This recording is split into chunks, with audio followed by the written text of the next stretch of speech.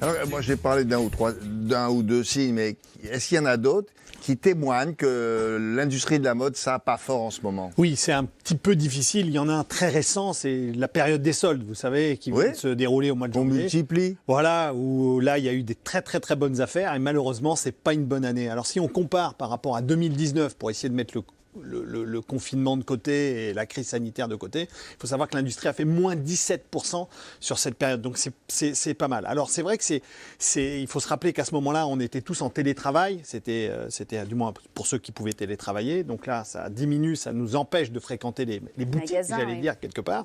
Et puis aussi, c'est une industrie qui a été particulièrement impactée par la crise sanitaire, rappelons-nous, puisqu'il a été jugé commerce non essentiel, William. Ah oui, donc on fermait. Donc on fermait, donc il n'y avait pas ça. Mais il n'y a pas que ça, parce que c'est une industrie qui, depuis 30 ans, avait connu une très très forte croissance et un ralentissement aussi, je dirais, avec des indicateurs plus structurels. C'est-à-dire que souvent, elle est montrée du doigt parce qu'elle utilise une main-d'œuvre dans des pays en voie de développement où c'est parfois un petit peu limite. Elle joue avec le droit international. Faire travailler les enfants. Exactement. Bah parfois, oui. ça lui arrive d'être pris. Là, c'est quand même des scandales qui sont quand même très très graves. Ouais. Et puis aussi, concernant les impacts environnementaux, on l'oublie souvent, mais le textile, c'est la troisième industrie la plus polluante au monde derrière l'énergie et l'agroalimentaire. Donc vous voyez qu'elle n'a pas toujours bonne presse et parfois ça lui empêche. C'est la raison pour laquelle, William, et attention, roulement de tambour, je veux le dire, il y a certains commerces de textiles qui ont eu des super idées très très très innovantes. Et nous, quand il y a des idées d'innovation, qu'est-ce qu'on fait chez WAM?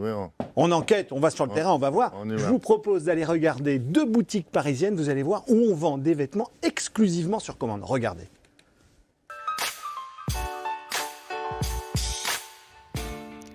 Dans ce magasin du centre de Paris, la devanture annonce la couleur. Bonjour. Séverin est un des cofondateurs de cette marque de vêtements pour hommes, au concept un peu particulier. La différence avec un concept classique, c'est que nous, on répond à une demande. C'est-à-dire qu'on va produire exactement le nombre de pièces qui ont été précommandées. Donc ici, vous ne repartirez pas avec vos achats. Vous pourrez uniquement commander. Et à chaque fois, seuls quelques produits sont proposés. En ce moment, par exemple, seules 5 références sont disponibles. Comme il y a un temps de production d'à peu près 3 mois, on vend en ce moment en précommande la chemise d'été qui sera livrée pour l'été, pour mai, juin. Il est également possible de commander ces chaussettes, ce t-shirt ou cette veste par exemple. Pour cela, toutes les tailles sont proposées dans la boutique. Ici, vous pouvez essayer et commander sereinement. Vous savez que vous allez recevoir votre produit dans votre taille. Et en plus de ça, vous pouvez toucher le produit, regardez vous-même les finitions, les détails. Kateb est client depuis 1 an. Il vient chercher sa commande, passée il y a déjà plusieurs mois. Bonjour. C'était un petit peu long d'attendre, mais bon, ça en vaut la peine, quoi. C'était pour des t-shirts Marlon? C'est ça. On a l'habitude avec la fast fashion d'acheter et de partir avec nos vêtements. Mais là, on sait qu'on fait un truc bien pour la planète et puis que c'est des adultes qui font les vêtements, c'est pas des enfants. Donc ça, c'est cool. C'est la 3e fois que ce jeune actif parisien achète ici, où les prix sont, d'après les créateurs, très compétitifs par rapport à la qualité proposée. Comme on n'a pas de frais de stockage, pas de frais de trésorerie à engager, ça nous permet en fait de vraiment rogner les marges au maximum et de miser aussi sur le volume. Selon l'étiquette, cette veste serait 2 fois plus chère s'il était vendu dans un magasin au concept traditionnel. Un argument de plus pour Kateb, qui s'imagine déjà la porter cet été.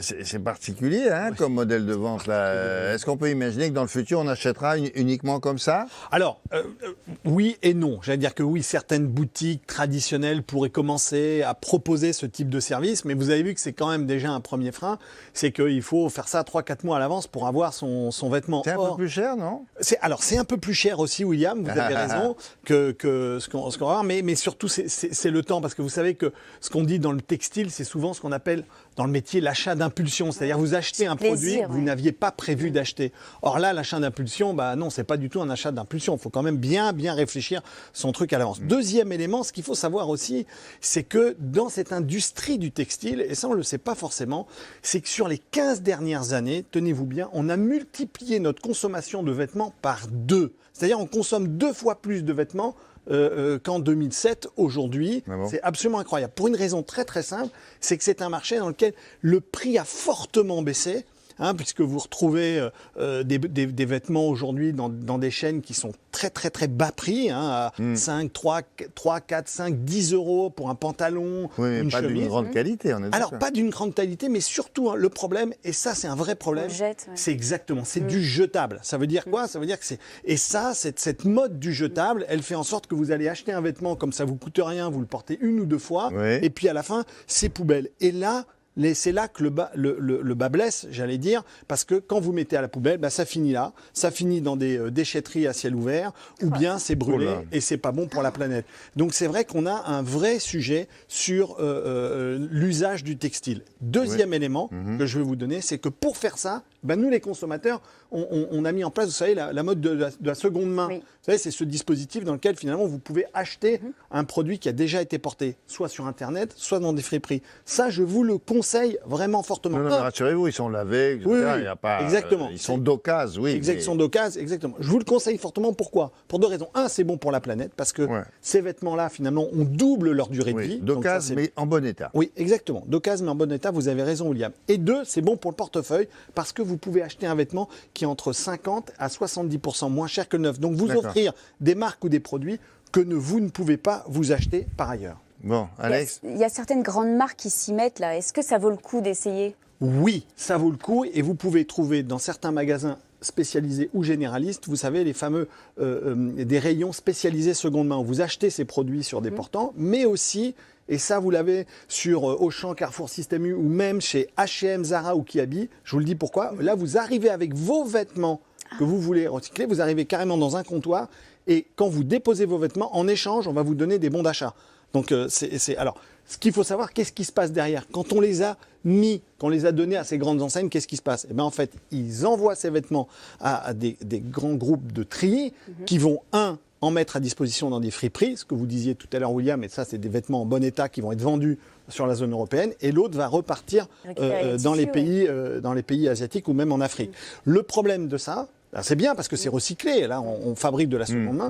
Le problème, c'est qu'il y a beaucoup plus d'offres de produits de seconde main qu'il n'y a de demandes. Donc à la fin, une partie Ouais. va quand même Ah oui. finir dans cette mais alors, situation. autre changement important dont vous m'avez déjà parlé, les collections qui proposent de nouvelles matières, Oui. plus responsables sur Oui. le plan écologique. Ça aussi, c'est l'avenir de la mode ou une partie Oui, seulement? il va y en avoir de plus en plus, William. On va essayer de trouver une alternative aux matières actuelles. Pour une raison très très simple, je vais vous donner un exemple, c'est le jean. Vous savez, Oui, le le- jean Oui. que l'on porte. On vend toutes les secondes, dans le monde, on vend 73 jeans. Toutes les secondes. Hop, 73 jeans vendus. Eh bien, figurez-vous qu'un jean, c'est plus de 7500 litres d'eau. Alors on dit, mais c'est énorme. Un hein. seul jean. Un jean, pour un fabriquer, c'est 7500 litres d'eau. Alors, on part bien sûr de la culture de coton, qui est une des cultures qui consomme le plus d'eau, mais surtout... et c'est- Oui, il faut les arroser. Les champs de coton, Exactement, on est exactement. Et c'est surtout ce qui est complètement fou dans le jean, c'est qu'il faut de l'eau déjà pour fabriquer le produit jean brut, puis après... On va consommer de l'eau pour quoi faire? Pour le délaver, c'est-à-dire on va enlever la couleur La qu'on avait couleur fabriquée, et originale. puis ensuite après on va reconsommer de l'eau. Pourquoi? Pour l'user. Alors là c'est absolument Oui, pour incroyable. l'user, bien sûr. On fait Exactement. ça avec des cailloux. Avec des cailloux, et on la met là-dedans. Donc tout ça fait en sorte que oui, Bon. on consomme énormément d'eau dans le jean, mais tout ça a ses limites là-dedans. Bon, Voilà. alors c'est pour bientôt. Alors- Mais vous l'avez vu, c'est un changement assez limité. Alors c'est un Pour l'instant. changement assez limité, William, parce que d'un côté, vous avez les effets de la crise sanitaire, on l'a vu, puis ces scandales un petit peu immunitaires, un réchauffement climatique aussi qui n'est pas favorable à cette industrie du jean, et donc il va falloir trouver la manière de rebondir. Et cette industrie du textile, elle est en permanence en train d'essayer de trouver, que vous disiez tout à l'heure, des nouveaux matériaux. C'est pour ça que vous trouvez, par exemple, des produits en chanvre. Je ne sais pas si vous avez vu ça. Là, c'est une bonne alternative, le chanvre, pour arriver à fabriquer d'autres types de vêtements. Non, mais c'est solide. Oui, Coudou, c'est ça. très, pas- alors c'est très très très solide et c'est même assez qualitatif, mais ouais. pareil, ça coûte un peu plus cher que le Ah ouais, coton bien sûr, traditionnel qui est beaucoup moins industrialisé. Donc ça veut dire quoi? Ça veut dire qu'on va sans doute se diriger, si on veut améliorer à la fois, faire du bien à notre portefeuille et la planète, il va falloir sans doute consommer un peu moins de vêtements dans les prochaines années et sans doute essayer de se poser la question, pourquoi pas, William, un jour, de se remettre à repriser nos vêtements. Vous vous souvenez, on disait ça à l'époque. Moi, je me souviens, on reprisait les vêtements. Et là, maintenant, c'est Les chaussettes. les chaussettes, pas que. Mais là, maintenant, le moindre trou. Ah bah non, hop, c'est poubelle. Aujourd'hui, c'est Eh. l'industrie, c'est jetable. Et c'est d'autant plus vrai, figurez-vous, qu'avec les systèmes, vous savez, de pouvoir de recycler ses propres achats avec des sites de Vinted, etc., bah les jeunes, ils en consomment de plus en plus parce qu'ils disent « j'en achète de plus en plus parce qu'après, je pourrais le revendre Ah oui. Donc ça, c'est vraiment Ah oui. pas vertueux, Trompeur, ouais. les Non, amis. Hein. pas terrible. Voilà. Merci, Rodolphe. Madame, monsieur.